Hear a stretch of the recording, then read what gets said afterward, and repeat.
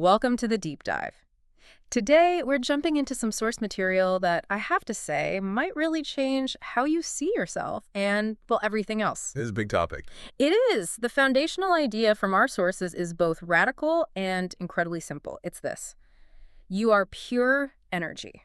And the frequency of that energy is what really determines the quality of your life. That's the whole thesis right there. That your personal vibration, which is just the energy in your body, your emotions, your thoughts, it's your most important tool. A tool for what, exactly? For creating the life you want. The sources suggest that when that frequency is high and clear, life just seems to unfold. It works.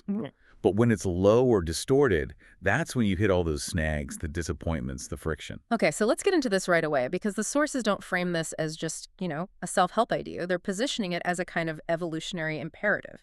They claim that we're moving as a planet from the information age into what they're calling the intuition age. And that shift demands a huge personal transformation.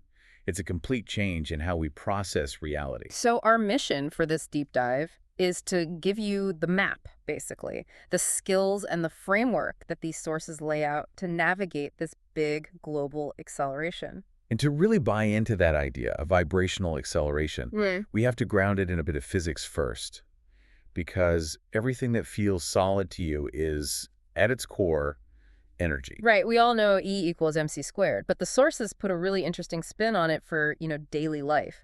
They say matter is just slow, compacted energy. Exactly. The chair you're in, your body, a thought, it's all the same stuff, just vibrating at different speeds. And this is where it gets really fascinating, because it links that physics directly to your perception, deep in the quantum world. It does. When you look at subatomic particles, they don't behave like little billiard balls. They're both particles and waves at the same time. Some people call them wavicles. Which is a complete paradox. I mean, how can something be a thing and also a wave of potential? That's the quantum mystery. Before you look at it, a quantum entity exists in all its possible realities at once.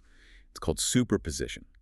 It's only when an observer, when you look, that the wave collapses into one single definite reality. So what you're saying is the reality that actually happens is the one you focus on. Your attention makes it real. That's the takeaway. You're collapsing potential into actuality. Wow. Okay, so that connects the external world to our internal state. Yeah. But the sources also point to a huge external vibration that's affecting all of us. Yes.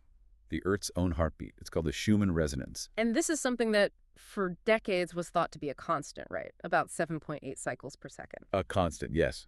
It's the planet's base frequency generated by lightning.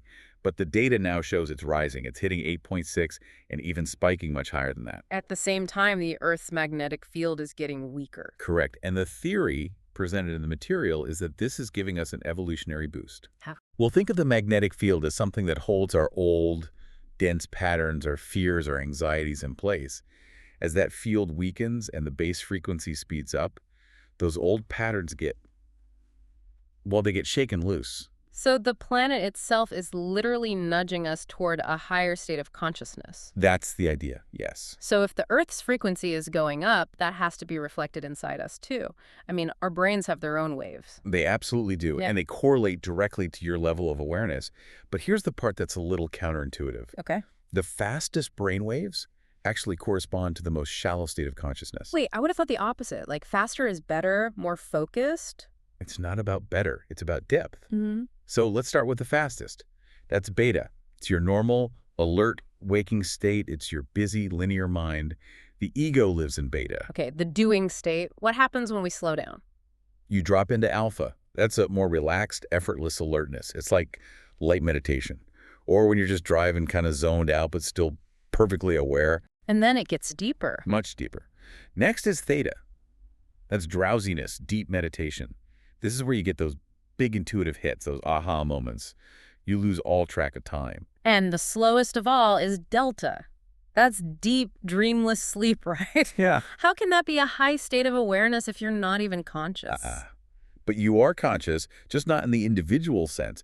Delta is where deep self-healing happens. It's linked to out-of-body experiences, to a sense of unified, non-individual awareness. So you're tapping into something bigger than just yourself. Exactly. You're moving beyond the ego and into a kind of collective consciousness. This is where the real knowledge is. That progression from the individual to the collective is actually mapped out in the sources. They reference the Monroe Institute system, which breaks consciousness into 49 different levels. And for our purposes, the human levels, 15 to 21, they map pretty closely to the 7 chakras. So you start at level 15, the first chakra, which is all about pure survival. Right. And you move all the way up to 21, the crown chakra, where the whole game is about shifting your identity from your small self, the ego, to your interconnected soul. And that journey is the transformation we're talking about. The sources provide this incredibly detailed roadmap for it, but they make a really key distinction first. Yes, between change and transformation. Explain that. Change is just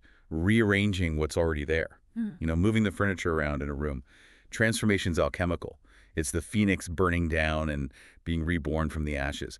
It's a fundamental shift in your very nature. That sounds intense, probably not easy. It's not. The first 5 stages are called the ringer, and it starts with stage 1. Spirit merges with body.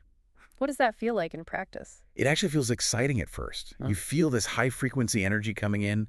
The boundary between your inner and outer world gets thin. You feel this sense of destiny. But your body isn't built to handle that kind of voltage right away. Precisely. Which leads to stage 2. Frequency increases everywhere. Yeah. Your system revs up, and you get what the sources call overactivity malfunctions.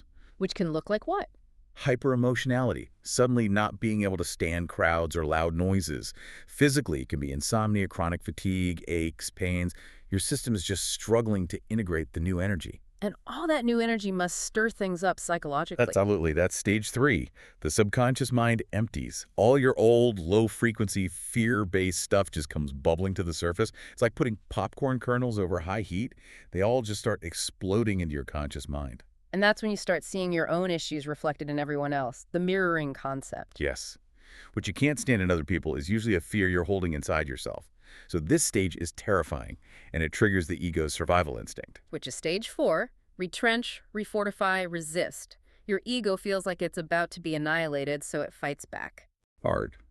And that can look like aggression, cynicism, trying to control everything and everyone, or it can be the opposite, avoidance, addiction, escapism, just hiding out. So you're fighting this internal battle, and eventually something has to give. And it does. In stage 5, old structures break down. The things you used to cling to for your identity, your job, certain relationships, your beliefs, they just stop working.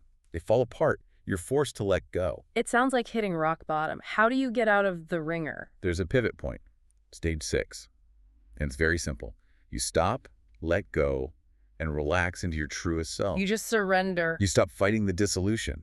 And in that moment of surrender, you get the first real taste of your soul's vibration.